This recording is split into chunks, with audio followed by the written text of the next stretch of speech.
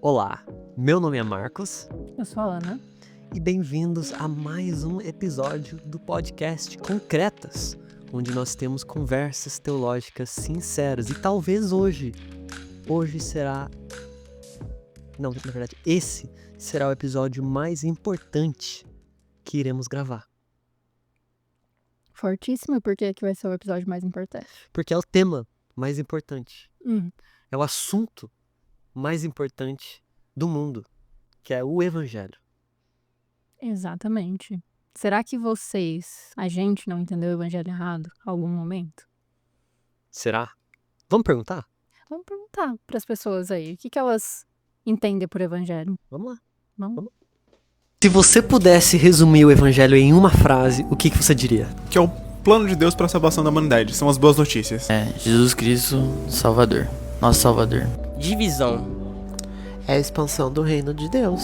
Que o evangelho seria amor.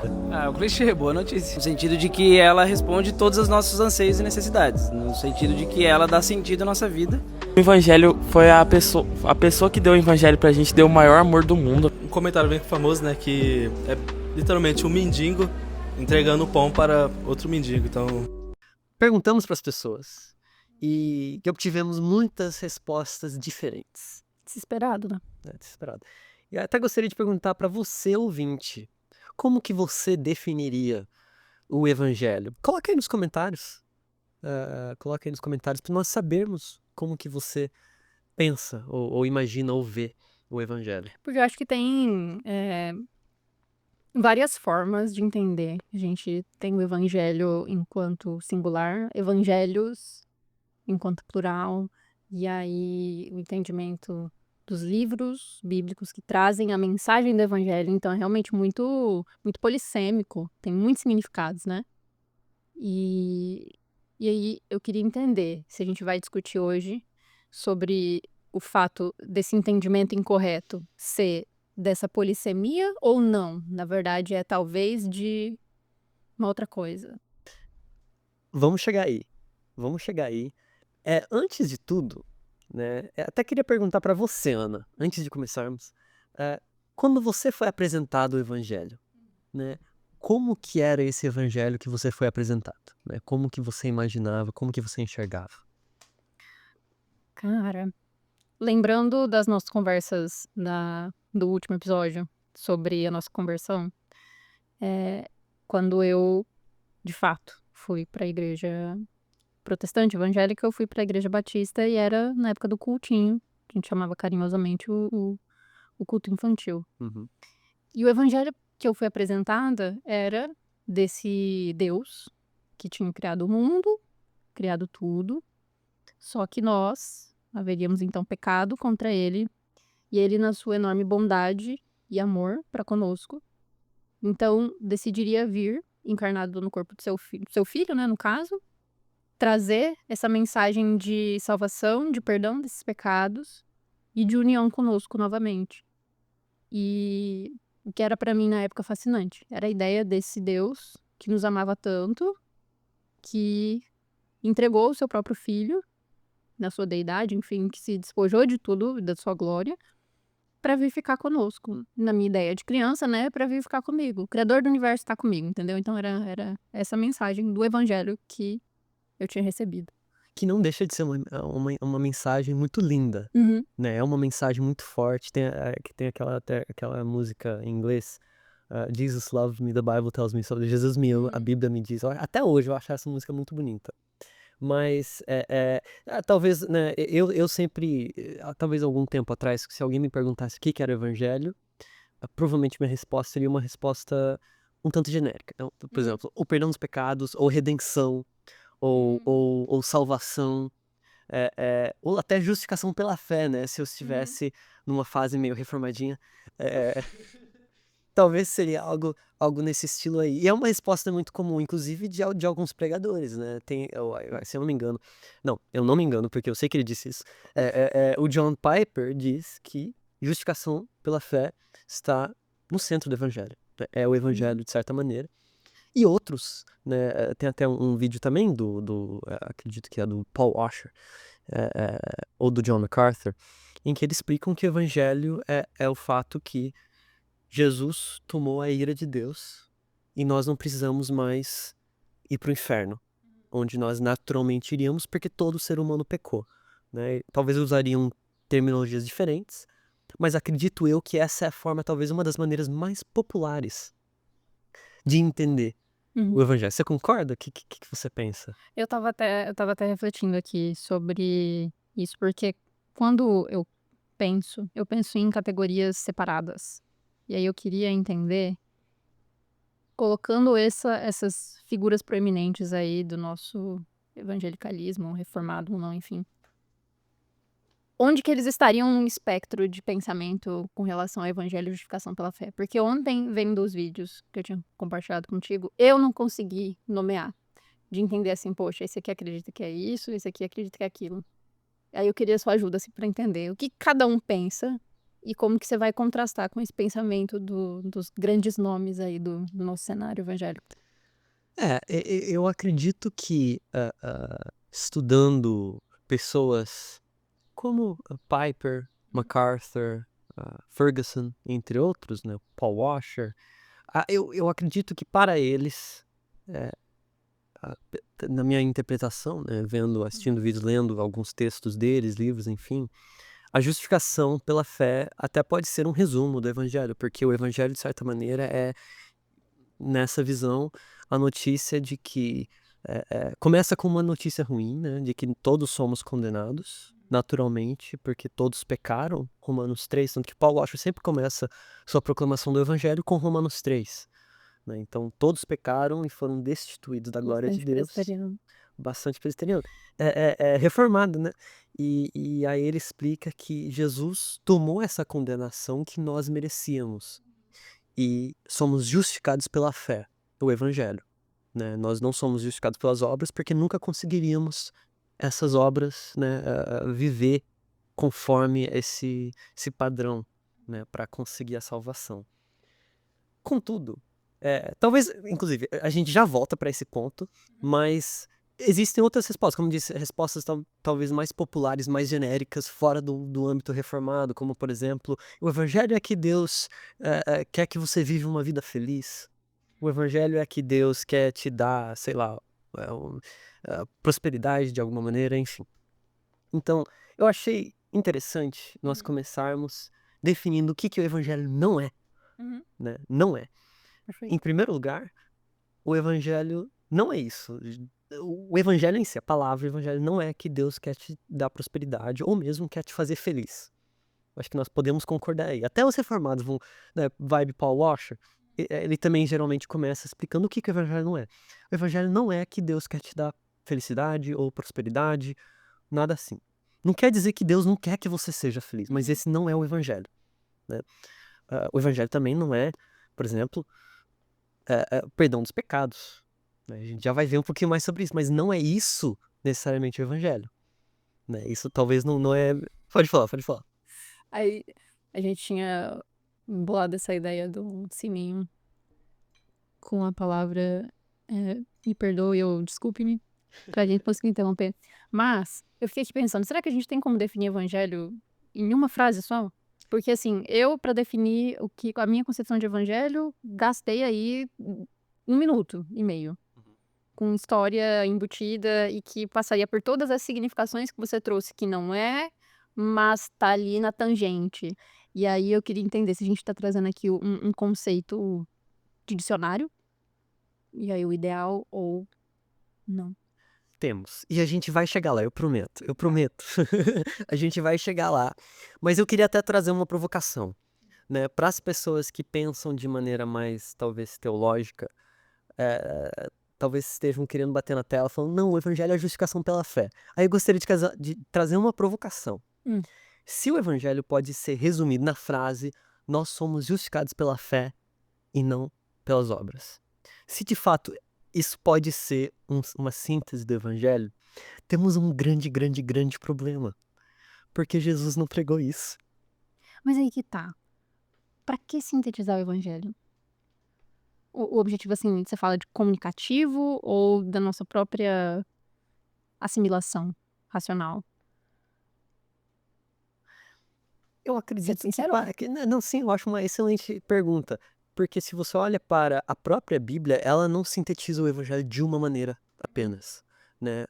Contudo, eu acredito que se você olha para a mensagem do Novo Testamento, existe uma visão geral do evangelho. E acho que o ponto hoje é que essa visão geral do evangelho, que a maioria das proclamações do evangelho vão concordar com esse centro, né? Essa visão geral,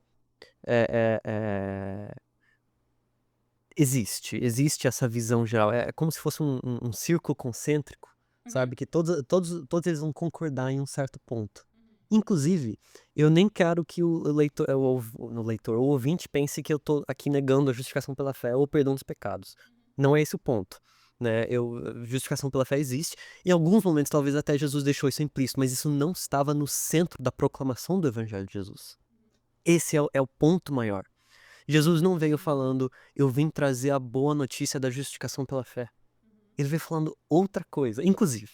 E agora, Ana, a partir desse momento, queria falar sobre o significado original do evangelho. Aí eu gostaria de perguntar, quando você pensa na palavra, agora pensando realmente no significado de evangelho, né? Até se você quiser pegar lá do grego, evangelion ou evangelion, como que você acha? Eu sou o lado dos nossos ouvintes que tem um pouquinho menos de conhecimento específico. Começando ainda na faculdade de teologia.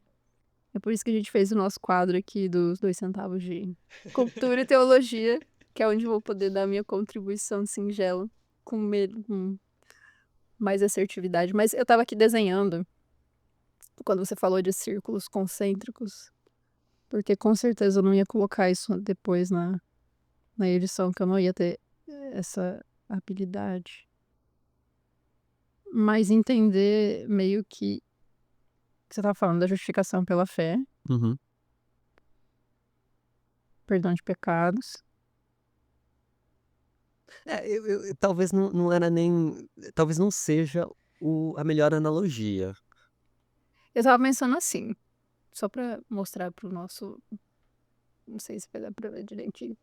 Depois eu coloco pelo menos a foto. Mas nesse sentido, assim, o evangelho seria esse meio. A meiuca, que não daria pra você falar que é só justificação pela fé, porque não é só justificação pela fé, mas também não é só perdão de pecados. Então, seria meio que uma mistura de várias coisas que você não teria como simplificar, mas também não tem como descartá-las. Em verdade, para ser técnico, usando. Se formos ser técnico aqui, bem específico mesmo. Por exemplo, o autor Matthew Bates, no livro Salvation by Allegiance Alone, Salvação pela Lealdade, ele até escreve que justificação pela fé é um elemento externo ao evangelho. Porque a justificação pela fé é a resposta que temos ao evangelho. Não é o evangelho em si. Na verdade, para ser mais específico ainda, seria a resposta adequada para o evangelho. Porque você pode não ter fé. E aí você não é justificado, né? Então é uma coisa externa até do evangelho. Mas, voltando para o ponto do termo evangelho, acredito que talvez a maioria das pessoas aqui, ou talvez alguns, tenham ouvido em algum momento que o evangelho significa boa notícia, boa nova, né? A igreja que nós somos parte, Igreja Batista Boas Novas. Eu né? tenho uma tatuagem escrita. Nas boas, não. As Boas Novas. E aí um ponto interessante é que a palavra Evangelion também ele evocava muitos pensamentos naquela época, na época de Jesus, na época do Novo Testamento. Então é uma boa notícia, mas que tem algumas implicações muito fortes. Aí eu vou até ler um texto aqui para vocês verem que eu não estou tirando isso, né, do além. Um texto aqui, uma frase do Alexandre Solano Rossi. Ele é um erudito bíblico. Ele escreve aqui no livro Os Evangelhos. O termo evangelho vem da língua grega e significa um anúncio agradável, uma boa notícia, uma boa nova, uma novidade que gera alegria às pessoas quando é anunciada. Na sociedade romana, por exemplo, era considerado evangelho o nascimento de um imperador. Então, o N.T. Wright também sintetiza dizendo que uma boa notícia, o Evangelion significa uma boa notícia que muda o mundo. Uhum. Por causa dessa notícia, por causa desse evento que é noticiado, o mundo está diferente. Uhum. Perfeito. Então, quando Jesus chega na cena falando: eis aqui as boas novas, o evangelho do reino de Deus, ele está dizendo: alguma coisa está diferente agora. Então esse é o primeiro ponto. Primeiro, começa com uma notícia, e notícias vêm de quê? Não é um conselho de vida, notícias não são coisas genéricas, notícias são noticiadas por causa de eventos que aconteceram. Então o primeiro ponto é um evento. Uma coisa está diferente. E é um evento que, olhando de novo para a palavra Evangelion, teria algumas implicações, talvez até negativas. Você poderia ler a segunda parte da frase do Rossi? Aqui, do síntese do evangelho? Isso. É depois das reticências. Ah, tá. Quando os romanos falavam em evangelho, os ouvidos dos camponeses da Palestina entendiam terror, violência e escravização. Terror e violência que exigiam das nações conquistadas plena obediência ao imperador romano. Perfeito. Interessante. É por causa daquilo da Pax Romana, que talvez algumas pessoas teriam estudado durante o ensino médio, que é a ideia de que é um discurso político-religioso do próprio Império Romano, que é um tanto contraditório, um tanto paradoxal, porque eu conquisto você, eu bato em você, eu te dou 3 tapas e falo: olha como eu vim trazer a paz. Exatamente, olha que bom que eu cheguei. Tipo isso, eu vim trazer a paz, a alegria, o amor, né? Enfim. Então é uma paz que vem pela violência, né? Em síntese. Então isso é o que estaria na cabeça dos ouvintes de evangelho. Quando Jesus chega, é isso que estaria na cabeça das pessoas, no imaginário das pessoas da época. É uma notícia, é uma coisa que, pelo qual, né, por causa disso, o mundo está diferente. Perfeito. E agora, voltando para uma pergunta que você fez também, Ana. Aí uma síntese, né? O Matthew Bates, ele oferece essa síntese. E aí eu gostaria de ler aqui. É o seguinte: se formos sintetizar o evangelho conforme aquilo que o Novo Testamento diz, podemos sintetizar da seguinte maneira. É uma das maneiras que podemos sintetizar, porque, de novo, a Bíblia, o Novo Testamento especificamente, vai usar palavras diferentes, vai enfatizar coisas. Talvez um texto vai enfatizar a encarnação, outro texto vai enfatizar a ressurreição, outro texto talvez vai até enfatizar a crucificação de Jesus. Ele diz: Jesus é o rei que salva. Ele preexistiu com Deus, o Pai. Segundo as promessas de Deus, Jesus se tornou humano na linha de Davi, morreu por nossos pecados, foi sepultado e ressuscitou ao 3º dia, foi visto, foi entronizado como rei à direita de Deus, enviou o Espírito e voltará para reinar. O que você acha sobre isso? Peraí que eu tenho que ler de novo. Você colocou aqui a síntese do evangelho.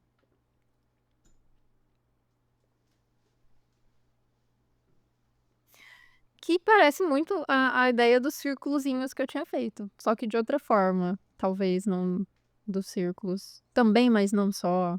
Uhum. Tem muitos elementos aqui. Envolve muitos elementos diferentes. Que eu tento colocar numa sistematização na minha cabeça. Se a gente vai sintetizar, pra mim tem que ter sistematização. Porque eu fico pensando assim, tá, aplicações práticas. Eu entendo que é o evangelho pra mim. Isso é importante pra minha vida espiritual, minha relação com Deus. Como que eu comunico esse entendimento agora de um evangelho que eu vejo e agora tenho ciência, não que eu não tivesse antes, mas agora tá descrito, é óbvio, né? Que tem esse ponto, esse ponto, esse ponto, esse ponto. Que eu não posso deixar de mencionar a linhagem de Jesus, de onde que ele veio, que ele se tornou humano, que ele veio sim para perdão de pecados, que ele foi morto, que ele ressuscitou, que ele enviou o Espírito Santo e vai voltar. Então são vários elementos aí. Vários elementos. E não tem a justificação pela fé aqui. Não tem. Justamente por causa disso. A justificação pela fé talvez é melhor entendido como algo externo ao próprio evangelho. É a nossa resposta ao evangelho. Mas o evangelho em si, todos esses elementos têm uma coisa em comum. Jesus está no centro de todos os elementos. Tanto que o evangelho Se formos sintetizar talvez em uma oração rápida, né? O evangelho é aquilo que Deus fez através de Jesus. A Perfeito. vida de Jesus, né? O fato que ele foi, no centro estaria a sua encarnação, né? Do Filho pré-existente, a Uhum. encarnação de Deus, o Filho, a crucificação, Deus morreu, a ressurreição, Jesus ressuscitou, e o quarto ponto, a entronização de Jesus, que interessantemente, em grande parte da síntese dos evangelhos, as pessoas não mencionam a entronização de Jesus. Isso é interessante, né? Quando as pessoas pensam no evangelho como justificação pela fé, ou no evangelho como não ir para o inferno, as pessoas omitem, ou pelo menos não enfatizam tanto Uhum.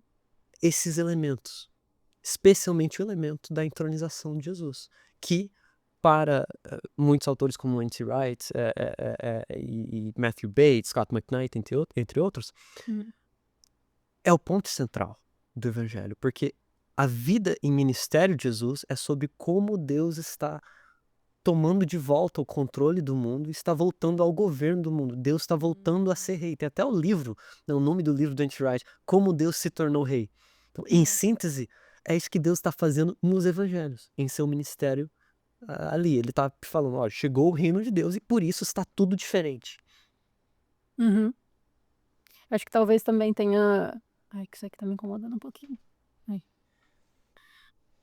Eu acho que tem alguma coisa a ver, será, com a dificuldade de compreender o que seria sincronização? Porque agora você me falando que eu fui associar uma coisa com a outra e eu mesma nunca tinha parado pra analisar por essa ótica, né? Sempre como, ok, ele retornará pra reinar, mas o pra reinar fica meio que depois da vírgula. Uhum. E aí eu, assim, não que isso invalide toda a concepção de evangelho, mas é um olhar sobre um outro local da frase, assim, que traz uma outra significação. Sim. Interessante. E é uma ênfase no aspecto real do evangelho. E não real no sentido de verdadeiro, mas no sentido de rei, Uhum. né? No sentido de reino. Tanto que, e agora eu queria falar sobre uma coisa que eu acho muito interessante. Talvez algumas pessoas estejam pensando, mas tá, esse aspecto real não é tão enfatizado assim na Bíblia. Está, inclusive na terminologia que nós chamamos Jesus, né? Muitas vezes, pelo menos por grande parte da minha vida, eu achei que Jesus Cristo era o nome de Deus, de Jesus, que Cristo era nome. Uhum. Não é. Cristo, na verdade, é um título, né? Eu acho que eu tinha uns 15 anos quando eu aprendi, 16, sei lá, quando eu aprendi que não, na verdade, é um título que é dado. E é um título, adivinha, real, né? Significa ungido, Uhum. né? Em grego, Christos, né? E o que e isso era uma prática que acontecia para os reis, né? Quando uma pessoa vai se tornar rei, você unge a pessoa com óleo e a pessoa daí se torna rei. Então, na verdade, talvez até seria útil, durante, pelo menos até o final desse episódio, falar Jesus o Cristo, porque aí nós lembramos que Jesus chegar falando que ele é o Cristo, ou deixar isso implícito, né, que não fala tão claramente nos evangelhos, mas está lá, é uma coisa real, tem o ponto real no centro, é o fato que Jesus é o rei verdadeiro, o rei legítimo de Israel e também, eventualmente, do mundo inteiro. Uhum. Glória a Deus. E essa ênfase real, né, essa ênfase da realeza também está muito claro. Talvez não tão claro para nós, né, porque nós não estamos vivendo naquele lugar 2000 anos atrás. Mas também está lá quando nós dizemos que Jesus é Senhor. Porque você dizer que Jesus é Senhor também é deixar implícito que alguém não é Senhor. E aí a gente vem pra cá. O evangelho é político? Exatamente. Exatamente. O evangelho é político. Isso não Bomba. isso não tem dúvida. E biblicamente, quando você olha para fazer um estudo contextual das palavras, né? O que é bem consenso, na verdade, entre estudiosos do Novo Testamento e tal, que o evangelho utiliza um vocabulário muito político. Exato. E até se Jesus é senhor, porque quem era chamado de senhor na época? César. Dizer, né, dizer que Jesus é senhor é dizer que César não é, pelo menos não é o senhor cósmico, que muitas vezes, nem todo César falava isso, mas muitos Césares faziam, né? Tem um exemplo de Nero, que era um dos mais louquinhos aí, né? E um dos mais doidos da cabeça. Mas nesse sentido, o evangelho é profundamente político, embora não da maneira que pensamos, né? Inclusive, você poderia ler João 18:36, por gentileza? Minha biblinha ali. João 18. 36. Isso. Disse Jesus: O meu reino não é deste mundo. Se fosse, os meus servos lutariam para impedir que os judeus me prendessem, mas agora o meu reino não é daqui. Perfeito. Então, claramente, um reino, se não é um lugar que alguém governa, a palavra perde seu significado. E muitas vezes em muitos livros, também gostaria de trazer talvez uma crítica de muitos desses livros que falam do evangelho. Eu até fiz uma pesquisa. Ontem eu fiz uma pesquisa no livro do Paul Washer. Qual que é o nome do livro? O Evangelho. Alguma coisa Evangelho? O azulzinho que. E o azulzinho, personagem caído. Isso. Eu não lembro exatamente o nome. Não. Eu esqueci. Mas tem Evangelho no nome, eu acho. Eu fiz uma pesquisa no livro quantas vezes a palavra reino aparecia. Apareceu só 3. Tem 100 e poucas páginas, apareceu só 3 vezes. Eu pesquisei justificação pela fé, apareceu muito mais vezes, né? Muito mais vezes. Evangelho. O verdadeiro evangelho, pronto. Eu pesquisei alguns outros termos lá também, que são mais associados, mas que não estão tão claros necessariamente nos evangelhos. Jesus não usava muito esse vocabulário e estava muito comum. De novo, não estou falando que o livro está totalmente errado, não é esse meu ponto, mas é um ponto de ênfase, né? Você não vê muitas vezes as pessoas falarem de reino.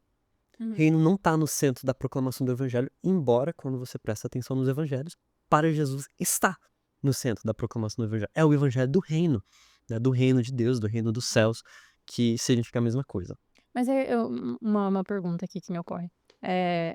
Não faz mais sentido essa analogia numa realidade em que eles tinham uma monarquia ali implementada do que, por exemplo, hoje a gente numa república, ainda que a gente tenha o entendimento de, ok, existem reinos, né? A gente tem monarquia ainda que seja diferente, né, parlamentar e tudo mais, mas não sei se talvez isso caiu em desuso por conta das figuras que hoje não são tão populares, entende? A gente não olha para a figura de um presidente como essa figura redentiva como de um rei, na época que realmente colocava ordem ou trazia paz. Sim. Né?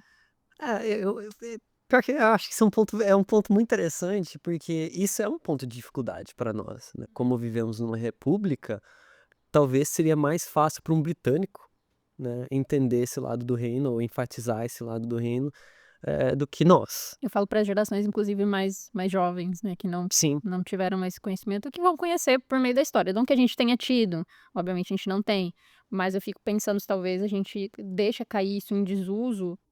É claro que não é um motivo exclusivo, mas talvez um dos motivos fosse aí que para eles, na época de Jesus, deve ter pego com muito mais força, né? Porque, enfim, você tem um rei que oprime, e aí você tem uma figura de um rei que vem e diz que o dele não é desse mundo e que vai trazer redenção. É a mesma coisa de chegar um presidente e falar, eu vou colocar ordem aqui.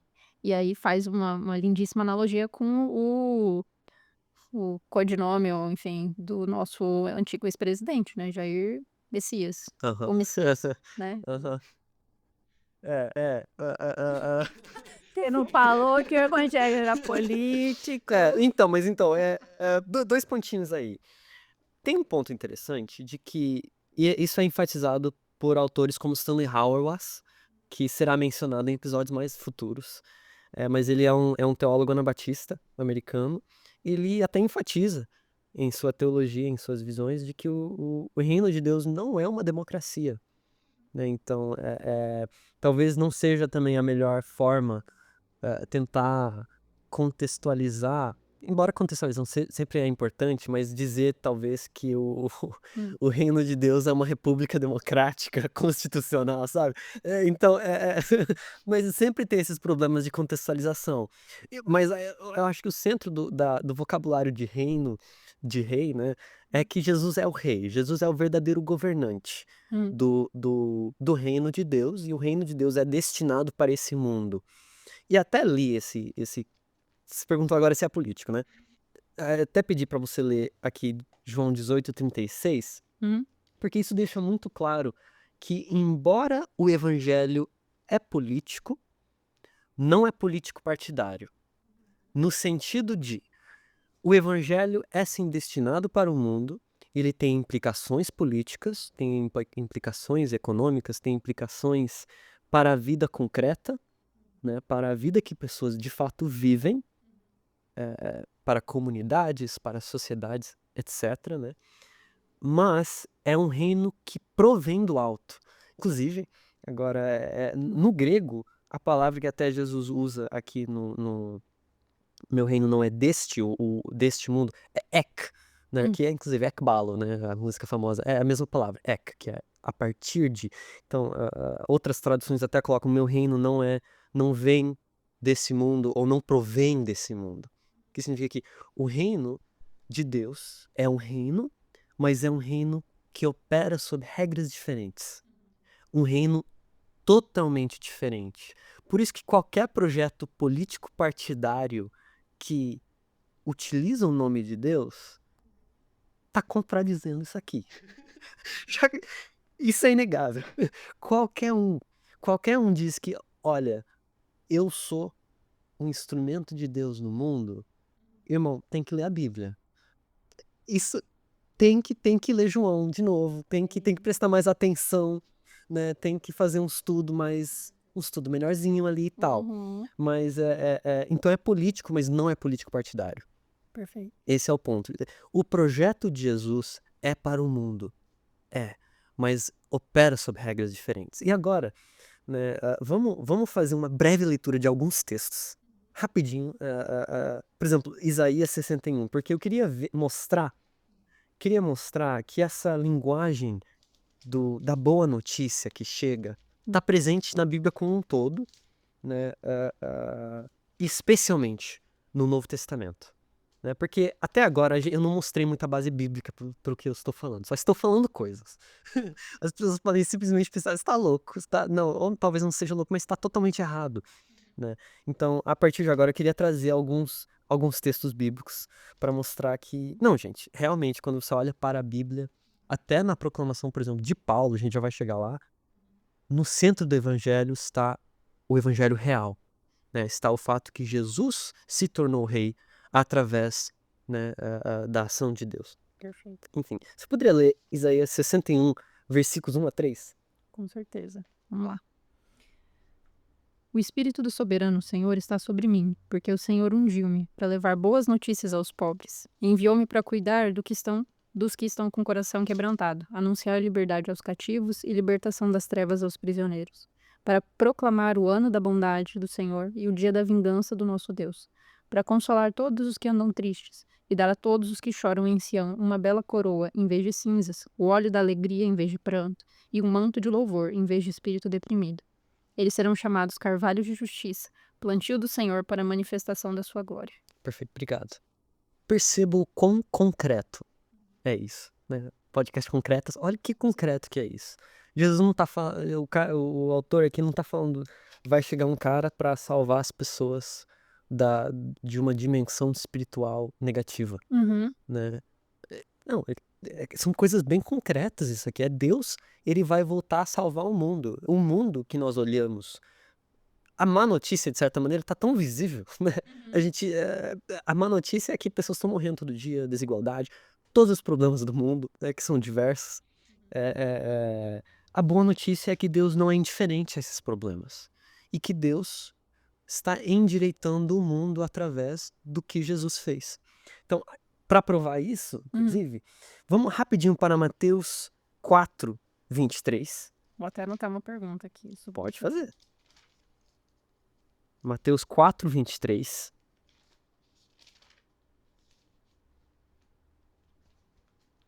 Eu puder ler também Mateus 4, 23. Já tá aberto? Que eu tô anotando aqui. Aí eu abro em Lucas. Perfeito. Então, você quer que eu leia aqui? Uhum. Tá. Mateus 4, 23. Jesus foi por toda a Galiléia, ensinando nas sinagogas deles, pregando as boas novas do reino e curando todas as enfermidades e doenças entre o povo.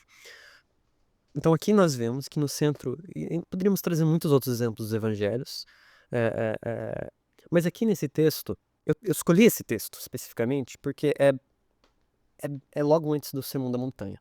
Uhum. E o Sermão da Montanha é muito interessante a gente nós notarmos, porque é como se o autor colocasse isso aqui, o Sermão da Montanha logo após esse texto, Uhum. para mostrar como que esse reino funciona. Porque o leitor, né, até essa parte aqui, não vai estar muito familiarizado com o conteúdo do reino. Tá? Então, como exatamente, como que se parece esse reino, como que funciona esse reino de Deus, desse Cristo, desse Jesus que chegou aí, né, que está se dizendo Cristo, que está agindo como uma figura, né, com autoridade, um novo Moisés, né, que fica 40 dias no deserto, tudo isso. Então, eu trouxe esse texto justamente porque ele contextualiza, ele diz, né, Jesus veio pregando as boas notícias, ele ia curando enfermidades, doenças entre o povo, e ele andava por aí, muitas pessoas traziam as pessoas que sofriam de vários males e tormentos, endemoniados, loucos, paralíticos, grandes multidões nos seguiam, e logo capítulo 5 de Mateus, aí começa o Sermão da Montanha. E aí nós temos o conteúdo do sermão do reino, né? Como que se parece esse reino?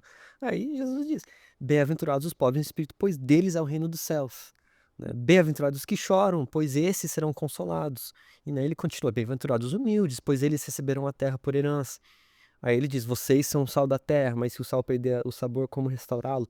Isso aqui, o Sermão da Montanha, é o conteúdo do reino. O Scott McKnight diz que o Sermão da Montanha pode ser compreendido como a constituição do reino, né? Tipo a Constituição Federal, né? É como esse reino de Deus opera.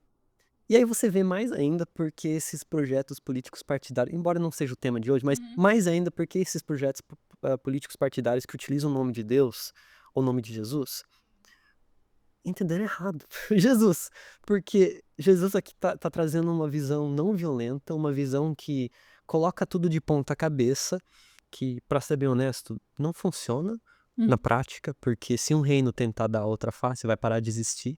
Mas que bom que Jesus não veio estabelecer países, né, e nações, ele veio estabelecer um reino diferente que funciona sob lógica diferente. Mas também é um tópico para outro episódio, também é meio polêmico, mas aqui a gente vê que no centro da proclamação de Jesus está o próprio reino. E você poderia ler o próximo? Lucas 4, 18 e 19? O Espírito do Senhor está sobre mim, porque ele me ungiu para pregar boas novas aos pobres. Ele me enviou para proclamar liberdade aos presos e recuperação da vista aos cegos, para libertar os oprimidos e proclamar o ano da graça do Senhor. Perfeito. E aí, uma pergunta aí que você estava me trazendo, que vem de encontro ao que eu tinha aí na minha bagagem de memória dos meus estudos de apologética.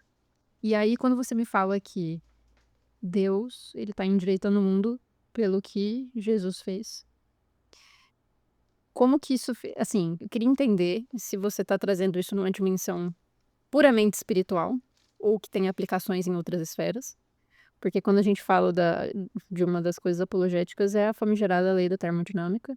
Segundo a lei da termodinâmica, que tudo tendendo ao caos e tudo tende ao caos. E que pra gente gerar vida ou gerar alguma coisa diferente, tem que sempre ter um esforço energético. E aí que apontaria pro fato de que que o universo ele não é eterno, que ele começou a existir de um ponto e etc. E como que isso lida com essa tendência ao caos e o fato de que a gente vê em algumas passagens de que as coisas só vão piorar e os fins dos tempos, etc., que a gente tem aí no entendimento mais senso comum, né? De que as coisas vão de mal a pior. Sempre vão piorar. Ainda que a gente veja que em alguns momentos tem uma evolução, né? Se a gente for parar para pensar, a expectativa de vida da nossa geração, claro, tá meio que estagnada, tendendo a ficar aí entre, por exemplo, dependendo do gênero, né? No caso, feminino ou masculino. do sexo biológico. Entre 89, 90, enfim, mas que antigamente era muito mais baixa, porque não tinha condições de saúde, você não tinha todo um investimento em saúde pública coletiva, saneamento básico. Mas a gente sabe que para tudo isso houve investimento energético.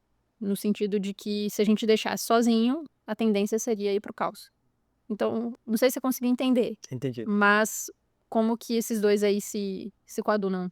Deus tá endireitando o mundo no sentido de que vai ter menos pobreza? Vai ter menos fome? Como que é isso aí? Então, aí, esse é um tema muito interessante, né? Porque tem muito a ver com aquela pergunta, o mundo tá piorando ou tá melhorando, Uhum. né? E eu tendo a acreditar, eu não tenho uma opinião tão formada em relação a isso. Eu tendo a acreditar que esses são os dores de parto que Jesus também mencionou nos seus evangelhos, né? Durante a sua vida. São as dores de parto que o mundo tem. Mas a forma que Deus está endireitando o mundo é uma forma radicalmente diferente do que pensaríamos.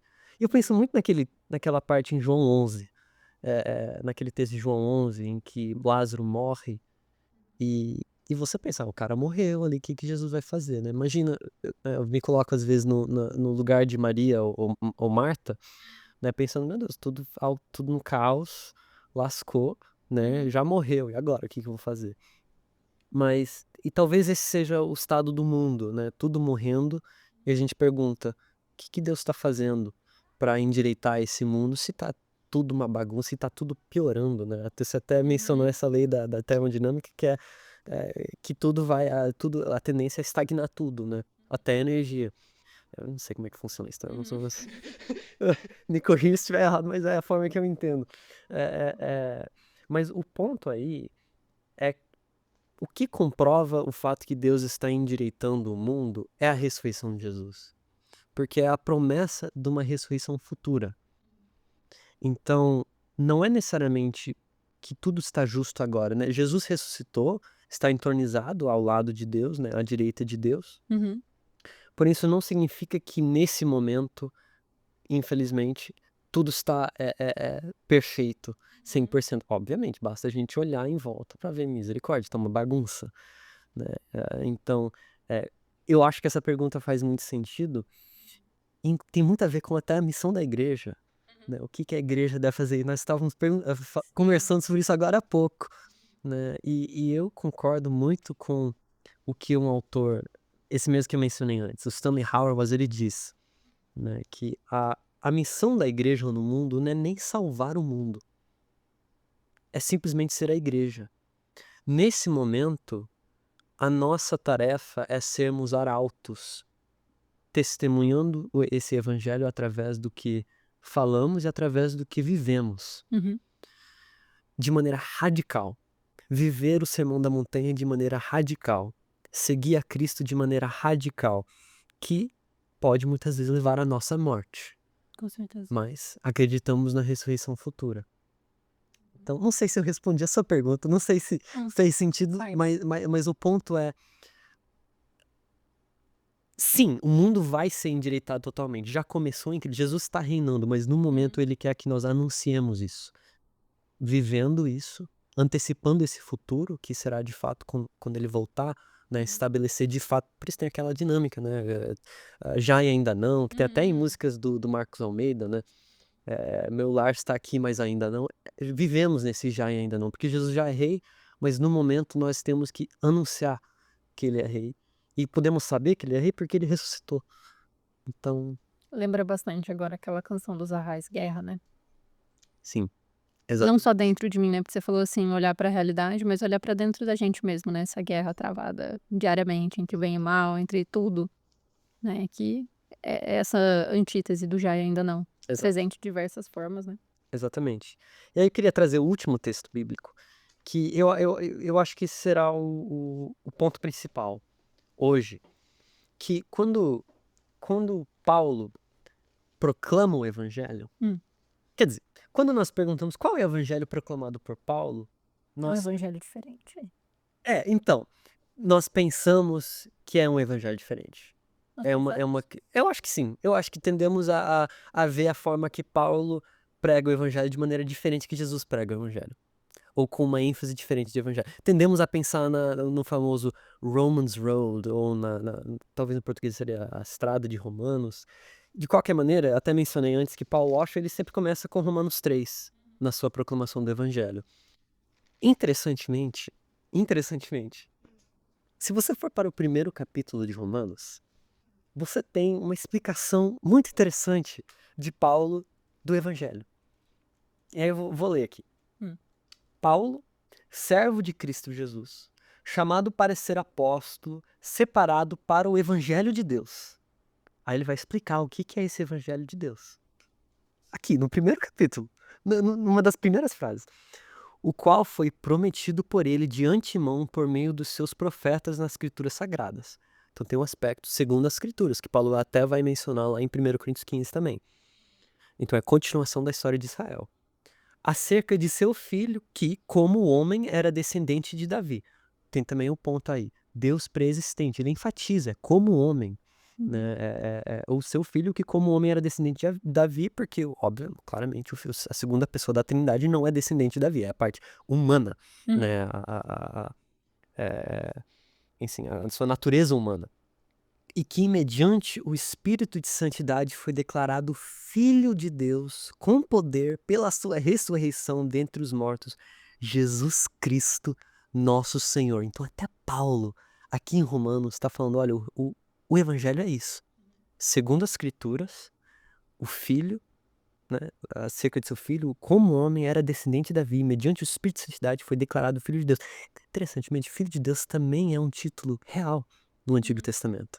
Quem era chamado de Filho de Deus eram os reis. Então também tem esse aspecto real. Mas além disso, tem o aspecto real do Jesus Cristo, nosso Senhor. Jesus Cristo ungido, Jesus ungido, o Rei do Universo, o Senhor do Universo. Então, na proclamação de Paulo, no centro está esse aspecto do reino de Deus. Jesus, o Rei. Esse é o Evangelho. E para você ver que isso não é um caso isolado. Um outro exemplo das cartas pastorais. 2 Timóteo 2:8.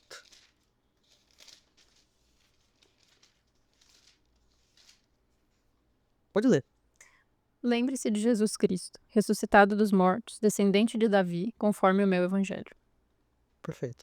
Então você vê, quando Paulo menciona o evangelho, é sempre esse ponto, mencionando o que Deus fez através de Cristo. Esse é o evangelho. E se nós não temos tempo para fazer isso aqui nesse episódio, mas se formos fazer um compilado de todos esses momentos que o evangelho é mencionado, que o evangelho é explicado pelos autores bíblicos, podemos resumir como sendo o que Deus fez em Jesus, especificamente a encarnação do Filho pré-existente, a morte ou crucificação desse Filho, a ressurreição e a entronização. Então são esses 4 aspectos para levar em consideração quando falar do evangelho. Exato. Então, quando alguém perguntar na rua, biblicamente, essa é uma resposta melhor. Né? Porque, olha, eu acho que eu mencionei no começo desse episódio que talvez esse seja o episódio mais importante que grava. Então, pelo menos é o assunto mais importante.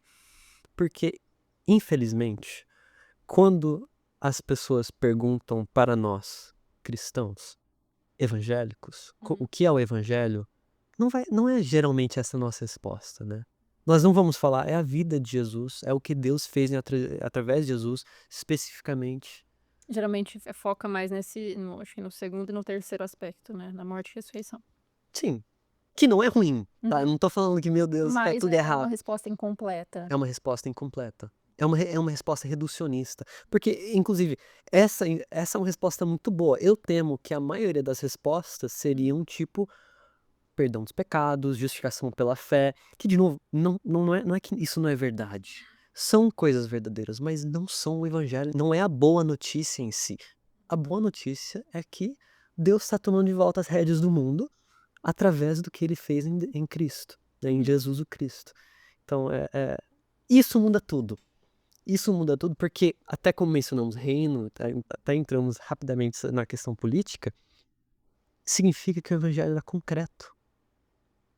Com O certeza. evangelho é muito concreto. E, de novo, talvez as pessoas estejam pensando, que contraditório, você acabou de citar um cara que está falando que a igreja não tem que salvar o mundo. Não tem mesmo.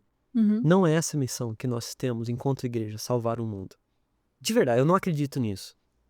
Mas é viver concretamente o evangelho, é viver concretamente essa lealdade a um rei. Né? Porque Jesus é um rei. Não é só uma figura platônica endeusada. Né? Enfim, eu acho que... Pode falar. E para mim, tem um sentido ainda mais poderoso, porque quando a gente traz a resposta do que é o evangelho, quer seja para um não cristão, quer seja para um colega, enfim, dentro da igreja e tudo mais, focar só no aspecto da morte e da ressurreição, ok. Como a gente está conversando aqui, não quer dizer que isso invalida qualquer ato evangelístico que alguma pessoa que em algum momento da vida fez, porque faz parte do evangelho. Mas é naquela lógica de, poxa, se você pode entregar uma refeição completa, Exato. não entrega só uma parte da refeição. E eu pensando aqui, esse aspecto da entronização, não só da encarnação, mas sobretudo da entronização, para mim traz um certo consolo. Que, por exemplo, quando a gente. E aí, falando de uma maneira mais, né, direta assim. Você vai lá, chega numa pessoa que não é cristã e fala: olha, Jesus veio aqui, ele morreu pelos seus pecados, na cruz, tudo mais, para te oferecer perdão e etc. Ok. Se eu não tenho essa noção ainda que vem do Espírito Santo, essa convicção de que eu pequei e de que eu preciso dessa salvação, isso não faz diferença para mim. Né. Mas quando eu entendo essa parte da entronização, de que é um rei que se despojou da glória dele para então se encarnar, e aí ele veio e morreu pelos meus pecados, e não só isso, ele vem e fala: bem-aventurados que choram, porque serão consolados, bem-aventurados os pobres de espírito, porque eles têm parte comigo. Então, assim, isso traz um consolo que é uma resposta que eu vejo para a nossa realidade atual. Mais do que isso, e aqui não desmerecendo nenhum dos fatores, mas é aquilo, entregue a mensagem do evangelho da maneira mais completa possível, né? E da maneira que Jesus entregou. Exato. Então, se você não acha que você pecou, que a gente estava até falando lá, por exemplo, eu esqueci o nome dele de novo, mas o carinha lá do Living Waters, o Ray Comfort, que ele sempre batia muito nessa tecla. E aí, quando a pessoa falava: poxa, eu acho que eu sou uma pessoa incrível, nunca errei, nunca matei ninguém, nunca fiz isso, nunca fiz aquilo, e é uma convicção que vem do próprio Espírito, né? E aí ele fazia aquele exercício reflexivo do tipo: vamos lá pegar pelos 10 mandamentos. Sim. Você já mentiu alguma vez? Ah, já. Já roubou? Já fez isso? Já fez aquilo? Aí a pessoa: fiz. Então, você é culpado. Sim. Aí a pessoa entendia, só que ainda não é, pra muita gente, ok, beleza, eu vivo indiferente disso. Só que quando você tem uma mensagem que é muito poderosa dessa descentralização. Exato. É um reino diferente, é um Deus que ele se importa tanto com você, que ele deixou a sua glória. Não só com você, mas com toda a sua criação, que ele deixa a sua glória para então se encarnar, e ele manda o seu filho, que vem e morre por nós, que mesmo não conscientes de todo o nosso pecado, ou de tudo aquilo que está de errado na nossa realidade, ele vem e ele traz essas promessas de bem-aventurança. Não para aqueles que estão felizes e ricos, mas para os pobres, para os que estão tristes e para muita coisa. E isso para mim é extremamente poderoso. Eu acho que traz é a mensagem do evangelho, o cerne, né, do que é poderoso mesmo. Sim, e aí você vê, para utilizar o termo que é conhecido por muitos, mas aí não dá para negar a integralidade do evangelho. Porque muitas vezes esse evangelho que apenas foca no perdão dos pecados, que de novo, é verdade. É através desse evangelho que nossos pecados são perdoados. É através desse evangelho que nós podemos responder sendo leais, tendo uma fé concreta, que nós vamos falar no próximo episódio, mas tendo essa fé concreta que nós podemos ser salvos. Isso é tudo verdade, mas é através dessa noção holística desse evangelho que é uma boa notícia para o mundo. Não é para indivíduos isolados que agora vão para o céu ao invés do inferno. Sim. É para o mundo, é para a criação. É o Deus Criador que criou lá em Gênesis retomando o seu projeto. Né? É isso. É uma coisa muito maior, é muito mais abrangente, é muito mais bonito, Sim. é menos individualista, não é reducionista, não é para almas em detrimento do corpo, e é tudo isso. Isso é uma mensagem que me anima muito mais, Com certeza. para falar a verdade, e nos chama para viver uma fé, para ser igreja de maneira muito mais radical também, porque isso significa que a nossa prioridade tem que ser quem Jesus priorizou. Quem Jesus priorizou tá claro. Quem o reino de Deus prioriza tá claro lá no Sermão da Montanha. Com toda E certeza. lá no Sermão da Planície também, lá em Lucas 6. Os pobres espíritos que choram, os marginalizados da sociedade. É isso. É isso que nós precisamos fazer enquanto igreja. Então é uma coisa eminentemente prática. Inclui, óbvio, falar que Jesus é rei. Inclui isso. É parte da proclamação. É verbal e prático. E o entendimento global do que é esse reinado, né? Sobretudo para quem não tem essa referência do, beleza, rei, Exato. né? E eu acho que é uma coisa que a gente quer fomentar para você que tá ouvindo, e por isso que a gente sempre bate na tecla aqui, porque é um movimento muito comum, e pelo menos eu não sei se você viu, mas eu vi que tinha um comentário de uma pessoa que estava acompanhando nos shorts, e de que parece que quando a gente foca num ponto, todos os outros são excluídos. Então, se a gente fala aqui que não é só o perdão de pecados, aí pode ter alguém, acabou de falar que o evangelho não é sobre perdão de pecados. Não, vamos lá. A gente tem que sempre fazer esse exercício reflexivo de que a gente tá num episódio que nós não temos horas e horas para poder falar. A gente tá aqui com você nesse momento e a gente traz um recorte sobre essa nossa discussão, uma conversa, que não vai conseguir esgotar todos esses fatores, mas a gente também quer fomentar em você que tá ouvindo essa habilidade, esse exercício, né, de conseguir entender que a gente tende, muitas vezes, ir por um esquema mental de querer singularizar causas ou efeitos ou consequências. Porque a culpa de tudo é esse motivo. Ou porque a razão para tudo acontecer, ou a salvação para tudo isso, ou o significado dessa outra coisa é só uma coisa só. Não. A gente tem multiformas de se trazer algo, né? Isso. E também para as pessoas. O motivo que eu queria trazer esse assunto é porque eu realmente acredito que isso é eminentemente prático. Muda a maneira que nós enxergamos o mundo, muda a maneira que enxergamos a igreja, a missão da igreja, o que fazemos enquanto igreja, porque agora, tendo essa visão de evangelho como Jesus é rei e por isso tudo está diferente, significa que precisamos não apenas pregar um evangelho para almas irem para o céu ao invés do inferno. Precisamos agir de maneira diferente. E aí eu acho que a pergunta talvez mais relevante é até como evangelizar, então, Uhum. esse evangelho especificamente. Queria trazer essa frase do Bates, que eu acho super abrangente, eu acho que é bem... Ela pega essa ideia muito bem, e ele diz o seguinte: compartilhamos o evangelho testemunhando em palavra e em ação que Jesus é o rei vitorioso. Encorajamos outros a se tornarem seguidores leais do rei através da lealdade, fidelidade ou fé, arrependimento de pecados e batismo. Você tem esses elementos aí, né? Jesus é o rei, portanto se arrependa, creia e viva como se ele fosse de fato rei. Né? Seja leal a esse rei. Então, que sejamos leal, né? Que nós sejamos leais a esse rei que está reinando, embora nós não vemos.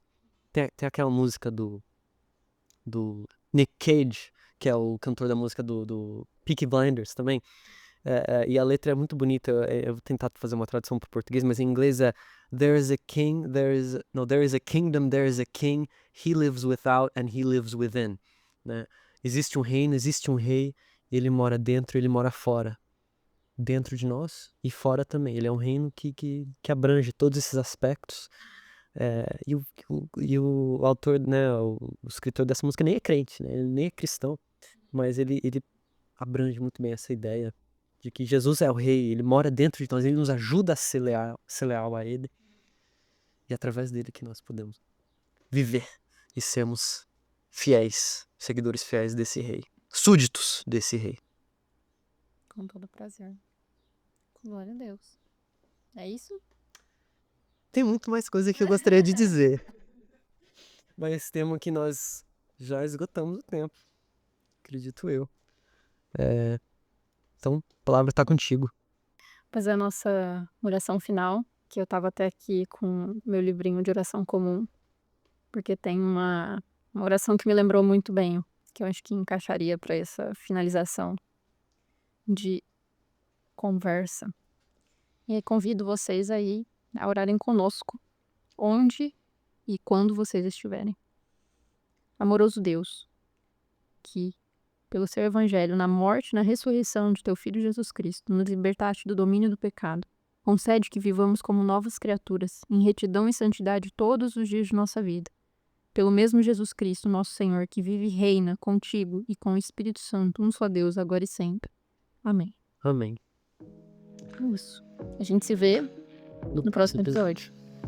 Um beijo, gente. Fiquem com Deus.